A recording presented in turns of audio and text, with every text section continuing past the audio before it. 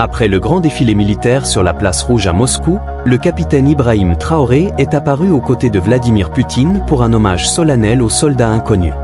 Pendant ce temps au Burkina Faso, l'opération Ouibga 2 continue d'enregistrer des résultats encourageants du côté de Kaya.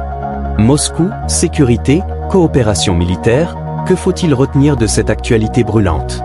Restez jusqu'à la fin et abonnez-vous à Afrique Zoom, aimez, partagez et activez la cloche de notification pour ne rien manquer. Avant le développement des titres, mesdames et messieurs, bonjour à toutes et à tous. Comme cela est de coutume, depuis la fin de la Deuxième Guerre mondiale, la Russie a commémoré aujourd'hui 9 mai la grande victoire sur l'Allemagne nazie à travers une parade militaire sur la place rouge. Plusieurs centaines de soldats ont défilé devant le président Vladimir Poutine et ses invités. Des centaines de véhicules militaires ont également pris part à ce défilé du 9 mai, occasion pour la Russie de présenter des armes de dernière génération et des missiles intercontinentaux. La célébration de la grande victoire russe sur le nazisme a été marquée par un discours du président Vladimir Poutine. L'un des moments forts a été le dépôt de gerbes de fleurs en hommage aux victimes de la Seconde Guerre mondiale. Je vous le disais en titre, le 80e anniversaire célébré donc l'année dernière a connu la participation effective du président du Faso, le capitaine Ibrahim Traoré. Après le défilé militaire sur la place rouge de Moscou, le chef de l'État burkinabé a pris part au rituel de dépôt de gerbes de fleurs sur la tombe du soldat inconnu aux côtés de son homologue russe Vladimir Poutine et d'autres chefs d'État du monde. Retour sur la participation du président du Faso dans cet élément de Karim Bikenga. 9 mai 2025, sur la place rouge de Moscou. Une parade militaire pédestre, motorisée et aérienne des forces armées russes en souvenir de la journée historique du 9 mai 1945. Une gigantesque démonstration sous le regard admiratif de milliers de spectateurs. La Fédération de Russie célèbre ainsi le 80e anniversaire de sa victoire dans la grande guerre patriotique contre le nazisme. Sur cette place ce jour-là, un invité de marque, le président du Faso, le capitaine Ibrahim Traoré. En prenant part à cette cérémonie commémorative, le chef de l'État traduit la solidarité du peuple burkinabé au peuple frère de la Fédération de Russie, qui a donné un coup d'arrêt à l'impérialisme nazi lors de la Seconde Guerre mondiale. La présence du président du Faso et des autres dirigeants du monde confirme les propos du président russe Vladimir Poutine dans son discours officiel. Je cite: « La Russie a assuré la liberté et la paix pour toute l'humanité. Nous sommes unis par notre respect pour la génération qui a vaincu le nazisme lors de la Grande Guerre patriotique. » Fin de citation. La démonstration est exécutée par plus de 11 500 soldats des forces armées et des agences de sécurité russes, dont 1500 vétérans de l'opération militaire spéciale.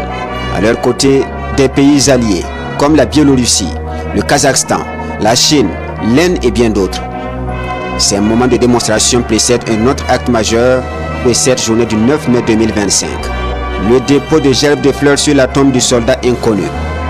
Un rituel que le président du Faso observe avec le chef du Kremlin, témoignant davantage des solides relations de coopération entre le Burkina Faso et la Fédération de Russie. Au Burkina Faso, les nouvelles sont bonnes du côté de Kaya en ce qui concerne l'opération Ouibga 2. Le bilan, à mi-parcours, fait ressortir plus de 3000 motos contrôlées, des personnes interpellées et plusieurs véhicules et autres engins fouillés. Une opération Ouibga dont l'objectif est de traquer les bandits, les délinquants et lutter contre le terrorisme. Descendu sur le terrain, le directeur général de la police nationale a échangé avec les hommes. Amadou Seydou Nikiema et Moussaki étaient du voyage de Kaya. Un vendredi noir pour Sanoussa Balma. Ces boissons qu'il transporte depuis Ouagadougou sont confisquées à l'entrée de Kaya par ses pandores déployés sur cet axe dans le cadre de l'opération Ouibga 2 dans la région de Kulsi. Nous avons constaté qu'ils ne disposent pas donc de documents relatifs donc à l'exercice donc du métier de commerçant. Donc par conséquent, nous allons certainement le mettre à la disposition donc de l'équipe police judiciaire qui va traiter le dossier. Et donc si d'aventure il apporte les dossiers les réglementaires, il sera libéré. Dans le cas contraire, toute la boisson sera confisquée. C'est la facture d'achat que j'ai. pas le registre du commerce. Vraiment, je ne savais pas que je devais avoir un registre. Les gendarmes m'ont dit aussi qu'il y a des boissons dont la vente est interdite au pays. Sinon, les papiers du véhicule sont normal. L'opération Wibga 2 est un maillage tactique de la région de Kulsé avec des dispositifs mixés et mobiles. Les patrouilles se mènent de jour comme de nuit. Nous sommes ici au secteur 6 de Kaya, appelé Dimasso. Les policiers sont également en pleine opération de contrôle documentaire des usagers. Il s'agit de fouilles et d'une mission sécuritaire et procédant aux fouilles de coffre arrière avant tout ce qui est un peu caché. Voilà, on a procédé à ce contrôle-là. Côté visite technique, assurance, en tout cas les usagers sont permanemment à jour, mais souvent c'est oubli de carte d'identité, puis souvent oubli de permis. En tout cas, vraiment, ces 2 jours-là, grâce à cette opération, Kaya est bien paisible. Nous sommes contents. À chaque heure, si on sort, on est contrôlé. Les FDS sont sur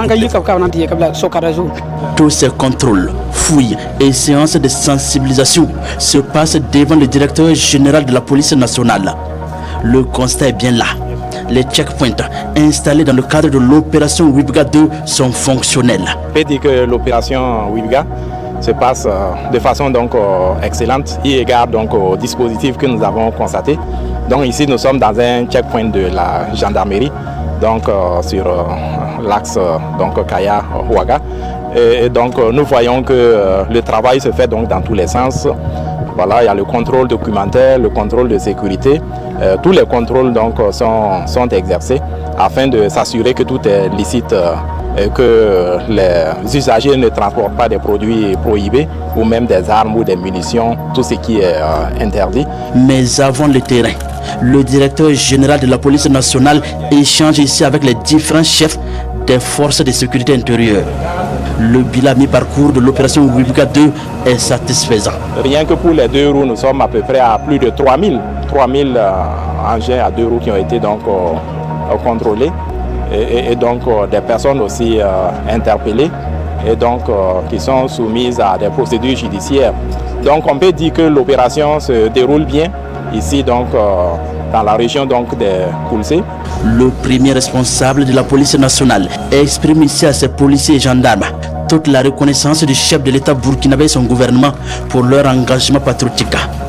Il invite les populations à une franche collaboration pour le succès de l'opération Wibga 2 sur toute l'étendue du territoire national. Entre Moscou et Kaya, l'actualité confirme une dynamique forte autour du Burkina Faso et de ses engagements sur plusieurs fronts. Une séquence à suivre de très près. Abonne-toi à Afrique Zoom, like, active la cloche de notification et partage la vidéo pour ne rien manquer de l'actualité africaine en temps réel.